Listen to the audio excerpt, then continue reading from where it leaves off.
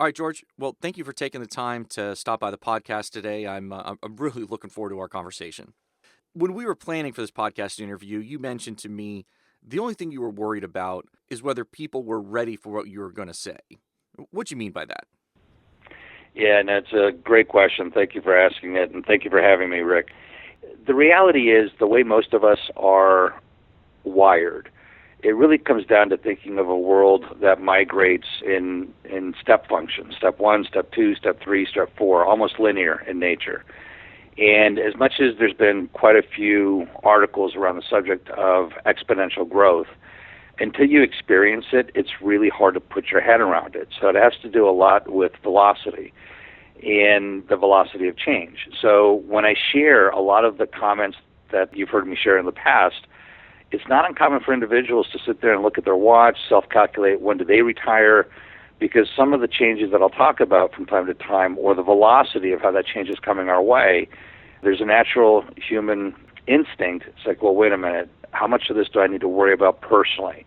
Do I need to be concerned now, or will I be out of the picture before I have to address it formally? And I would argue that the people that will succeed are the ones that are most prepared for adapting to a rapidly changing environment. And there's four things in my mind that are going to be driving that. One of them is going to be the advancements of technology. That'll be a big impact.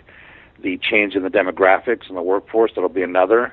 Cost structures, which will be another. And then ultimately, is there needs that are not being addressed that need to get addressed, such as income inequality? And when you put all that together, because none of them are mutually exclusive, the pace of change is going to be hitting us pretty fast and pretty hard. And I view it as an exciting time, but knowing from my audience in the past, it does create a bit of a challenge, recognizing that you have to adapt to those environments, which quite frankly are unfamiliar to many of us. For the benefit of employers that are listening, what do you see as some of the areas in the retirement system, the 401k world as we know it, that are most ripe for disruption? It's interesting. I've grown up in the retirement space, everything from defined benefit to defined contribution, and I would say what I would expect to have happen in the next